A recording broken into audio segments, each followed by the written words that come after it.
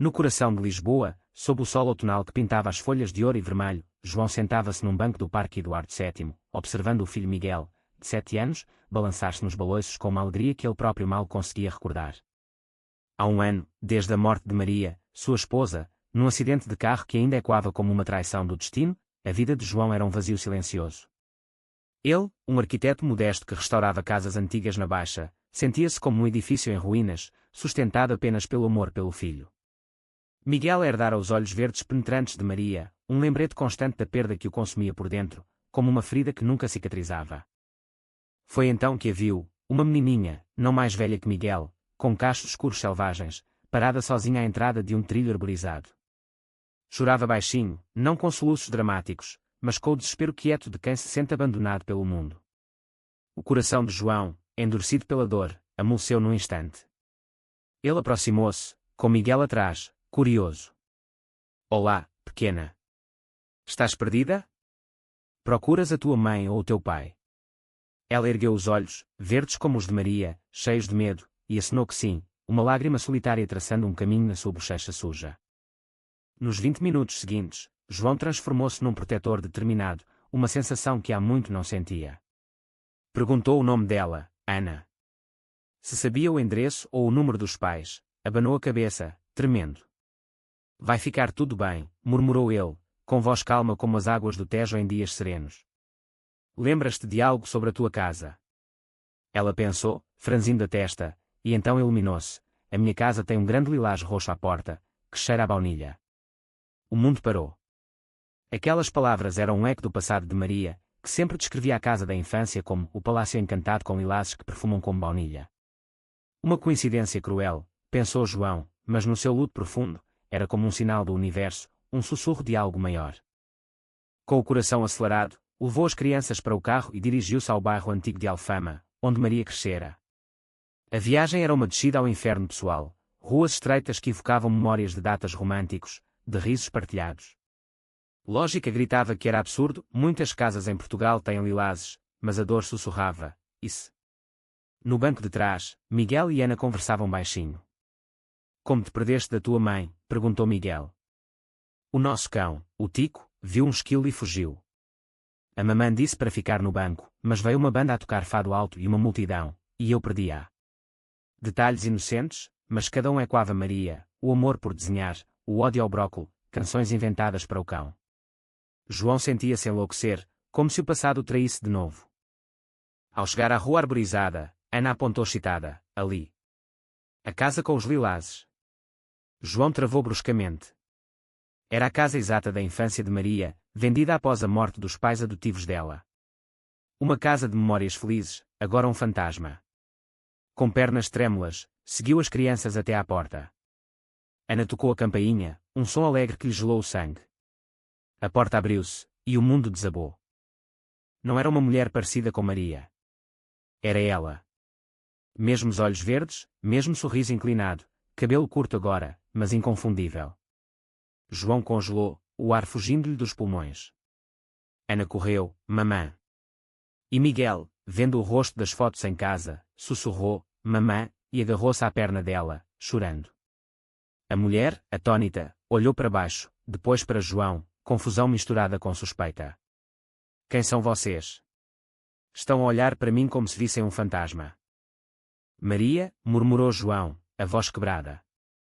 Ela abanou a cabeça, olhos cheios de pena, não sei quem é Maria. Chamo-me Luísa. Mas viu a semelhança, o rosto do menino idêntico ao da filha. Entrem. Acho que temos muito para falar. Dentro da casa, com cheiro a madeira velha e cera, João mostrou a foto do casamento com Maria, sob um carvalho no parque.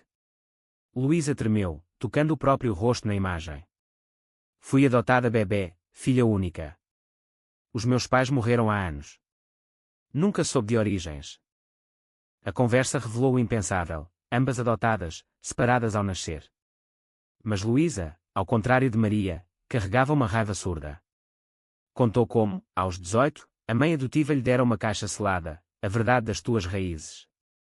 Luísa abrirá sozinha, descobrindo os braceletes hospitalares, bebê A e bebê B, uma foto de gêmeas idênticas, e uma nota, minha querida Luísa e a tua irmã Sofia. Separadas por ordem dos pais biológicos, uma família rica de Porto que não queria o escândalo de gêmeas ilegítimas. Deram uma para a adoção privada, a outra para o sistema. Perdoa-me por guardar o silêncio. O nome era Sofia, o verdadeiro de Maria, mudado na adoção. A revelação acendeu uma fúria em Luísa que ela reprimira por anos. Eles traíram-nos, João. Os nossos pais biológicos, os Almeidas, uma família de vinicultores abastados no Douro. Esconderam-nos para preservar a reputação. Eu calei-me, por medo de mais dor, mas agora. Com a tua Maria morta, e estes filhos. É uma traição que não perdoo. João, consumido pela perda de Maria, sentiu a raiva crescer. A morte dela não fora só acidente, era o culminar de uma vida fragmentada por segredos. Eles roubaram-lhe a irmã, a família. Se ela soubesse, talvez a vida fosse diferente. Juntos, começaram a busca, não por união, mas por vingança. Contrataram um detetive privado em Lisboa, vasculharam arquivos estatais, enfrentando a burocracia portuguesa que selava adoções antigas. Descobriram, os Almeidas, ainda vivos, idosos mas influentes, haviam pago para separar as gêmeas em 1995, temendo o escândalo. A mãe biológica era amante do patriarca, não esposa. Uma filha ficou com uma família modesta em Lisboa, Maria, Sofia, a outra vendida a adotantes em Alfama, Luísa. O silêncio deles custara vidas inteiras de solidão. A tensão crescia a cada descoberta. João via Luísa como um espelho quebrado de Maria, mas a atração misturava-se com culpa. Estás a trair a memória dela, acusava-se a si mesmo nas noites insones. Luísa, por sua vez, lutava com a inveja. Ela teve-te a ti, um filho. Eu tive só silêncio. Os filhos, Miguel e Ana, brincavam juntos, inocentes, mas sentiam a sombra, brigas noturnas, lágrimas escondidas. A vingança não foi impulsiva, foi densa, como um fado melancólico que se constrói devagar. Decidiram confrontar os Almeidas. Viajaram para o Douro, vinhas verdejantes sob sol claro, mas o ar pesado de traição. Na mansão imponente, confrontaram o casal idoso. Vocês separaram-nos. Roubaram-nos a vida, acusou Luísa, voz tremendo de raiva contida. O patriarca, frágil na cadeira de rodas, negou no início, foi para o bem delas. Escândalo destruiria tudo. Mas a esposa, olhos cheios de remorso, confessou, eu forcei. Não queria bastardas na família. A explosão veio, Luísa, impulsionada pela dor de uma vida de inolência forçada, processou-os por fraude na adoção, expondo documentos ao jornal público. O escândalo rebentou, manchetes sobre a família Almeida, outrora respeitada, agora manchada. Perderam parcerias vinícolas, amigos viraram as costas, a reputação desfeita como um vinho azedo. João apoiou, testemunhando no Tribunal de Porto, mas o preço era alto, a mídia invadiu suas vidas, Miguel sofreu bullying na escola, Ana chorava pela tia morta, que nunca conheceu. Luísa sentia o vazio da vingança, ganhei justiça, mas perdi a paz.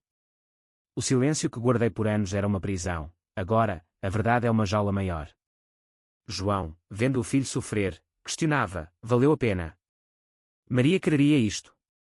A união familiar que sonharam fragmentou-se, Luísa afastou-se, consumida pela culpa, deixando João com memórias amargas. Um ano depois, no jardim da casa com lilazes, agora partilhada mas fria, João plantou um segundo arbusto, um por cada irmã. Os filhos corriam, mas ele via fantasmas. A vingança curara feridas antigas, mas abrira novas, profundas. Em Portugal, onde o fado ensina que o destino é cruel, aprenderam que a traição não se paga sem custo, o silêncio quebrado ecoa para sempre, destruindo o que resta de coração.